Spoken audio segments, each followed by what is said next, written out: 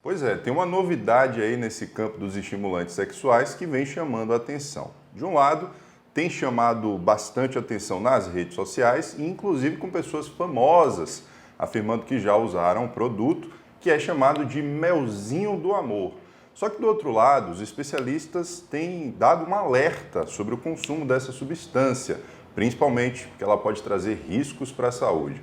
É por isso que no Em Pauta de hoje a gente vai conversar com o médico urologista Frederico Mascarenhas. Bom dia, doutor Frederico, tudo bem?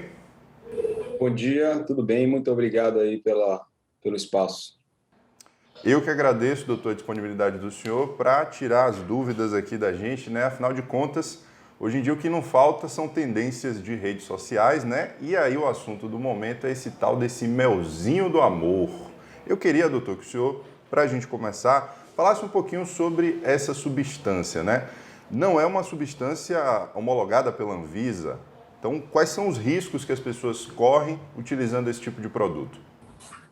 Bom, vez por outra aparece uma substância milagrosa dessas que promete desempenhos fantásticos, sem falha, uma pessoa imbatível e devido à masculinidade, devido à vontade de se superar, as pessoas acabam caindo nas armadilhas, né? Como você falou, esse medicamento, substância, suplemento ou o que quer que seja, ele não é homologado pela Anvisa. E como tudo que não passa pelo crivo das autoridades, aí, ele corre risco de ter substâncias em doses excessivas, em doses mais baixas ou substâncias que não se conhecem. E por conta disso, os riscos estão aí, né? Então, um risco acontece justamente por você utilizar uma ou várias substâncias com doses e com interações desconhecidas. É o desconhecimento que é o maior risco aí nesse cenário. Perfeito, doutor. Se a gente fosse falar, por exemplo, em relação aos efeitos colaterais de estimulantes que a gente tem hoje no mercado, se comparado com os que esse melzinho do amor pode trazer, ele é muito pior do que esses que a gente já tem? Há relatos de que esses estimulantes são componentes da fórmula desse mesmo do amor. Isso a gente não tem certeza absoluta, né? Porque não foi nenhum perito oficial que emitiu essa informação, mas caso exista, os efeitos colaterais tendem a ser semelhantes. Esses remédios são disponíveis, eles são remédios muito seguros, são remédios que podem ser utilizados independente de faixa etária, mesmo as pessoas muito idosas, mesmo homens com doenças cardiovasculares, eles podem ser utilizados, desde que com a orientação de um médico. Tem alguns medicamentos que podem interagir com essas substâncias, tem diversas, tem tadalafila, sildenafila, vardenafila, lodenafila, tem vários medicamentos, e os efeitos colaterais deles são bastante conhecidos e quase que similares. Existe uma sensação de rubor na face, né? A face fica vermelha, quente, um pouco de congestão no nariz, às vezes um pouco de coriza, sensação de nariz entupido, pode dar azia, né? Pirose, sensação de queimação na região retroesternal, no peito, e às vezes dor lombar, dor nas costas, dor muscular. Esses efeitos colaterais são todos conhecidos, são efeitos colaterais que são seguros, não representam grandes riscos, mas a gente sabe que eles são decorrentes daquela substância que a gente está tomando. No caso do melzinho do amor, que está em questão, a gente não sabe se existe alguma dessas substâncias e qual é a dosagem dela, portanto, a gente não consegue associar um efeito causal mesmo relacionado àquele medicamento. Um detalhe, doutor, que eu acho importante da gente abordar e que basicamente ninguém está olhando, né? Quando a gente pensa na ideia de comprar um medicamento, né, de uma farmacêutica, esses produtos eles têm um controle de qualidade rigoroso. Então, o que você está comprando realmente é o que está ali dentro.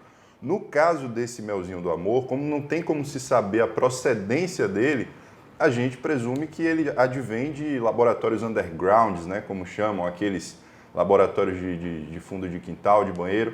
E isso é um fator muito importante que as pessoas devem levar em consideração antes de consumir esse tipo de produto, né? Qual a procedência dele, de que forma aquele produto foi feito, não é mesmo, doutor? Exato. Tudo que é desconhecido e que você ingere pode representar riscos. O que acontece é que os medicamentos, quando eles são caracterizados por remédios, eles passam por um tipo de avaliação, um tipo de triagem e um tipo de regulamentação. Quando eles são caracterizados como suplementos alimentares, vitaminas, já é uma regulamentação diferente. Então, às vezes, esses medicamentos, essa substância aí, elas usam de subterfúgios para serem caracterizados como suplementos alimentares, não passa por um controle tão rígido da vigilância sanitária como seria no caso dos medicamentos, e o risco está por aí. Com certeza, é isso mesmo, doutor. Isso que o senhor falou é muito importante, as pessoas de casa têm que se conscientizar disso, né? E aí, doutor, um detalhe também que a gente precisa abordar é essa relação de compra, né, das pessoas, principalmente os homens, de estimulantes sexuais. A gente sabe que na maioria dos casos o uso desse tipo de medicamento ele nem é preciso, né? É mais por uma escolha pessoal da pessoa mesmo. E aí, doutor, a recomendação antes de utilizar qualquer produto desse tipo, seja o melzinho do amor ou desses estimulantes que a gente tem disponíveis em farmácias, a recomendação é procurar um especialista, né? Exato, muitas das vezes o uso dos medicamentos não é essencial e uma simples conversa com o profissional consegue lidar com o problema e desfazer da necessidade de medicamentos. Existem causas de disfunção erétil que são completamente psicológicas, completamente psicogênicas, e o remédio não é essencial. Mas eles são remédios seguros, só que o médico consegue explicar quais são os riscos, quais são os remédios que não podem tomar. Por exemplo, vamos dar um cenário aqui hipotético. Se uma pessoa tomou um medicamento desse, um estimulante sexual desse, um facilitador da ereção disponível desse no mercado, e de repente ele tem uma dor no peito, tipo uma angina, um infarto, ele precisa ir na emergência. Se ele não falar para o médico, ou se ele não souber que ele utilizou essa substância e o médico lá administrar algum remédio que contenha nitrato na fórmula, que é o remédio mais comum, que é aquele que bota embaixo da língua lá quando tem dor no peito, bota um remédio embaixo da língua. Existe uma interação medicamentosa que pode ser grave. Pode ter uma queda de pressão abrupta e a pessoa pode vir a falecer porque usou uma combinação de 2 remédios. Então, se ele sabe que está usando um remédio e conhece, ele informa. Se ele não sabe, como por exemplo é o caso do melzinho do amor, ele pode correr esse risco porque vai ter uma interação medicamentosa sem nem saber que foi uma interação entre 2 remédios.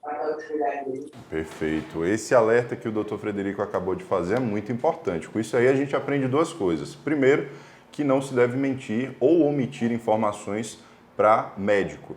Isso porque é através das informações que você vai fornecer que ele vai direcionar o seu tratamento. E segundo, que é o mais importante, claro, não é para ficar tomando qualquer coisa que está disponível por aí, né? A gente sabe que existem produtos diversos que prometem uma coisa, mas na hora da entrega a relação é completamente diferente. Então vamos ter um pouquinho de consciência para evitar problemas maiores no futuro, né? Doutor Frederico, muito obrigado pela entrevista. Espero conversar com o senhor em uma próxima oportunidade. Eu espero muito que essas informações alertem os homens para os riscos inerentes ao uso de substâncias e medicamentos que não são conhecidos. Não caiam nessas armadilhas aí. Existem alternativas que funcionam e o seu médico pode te orientar.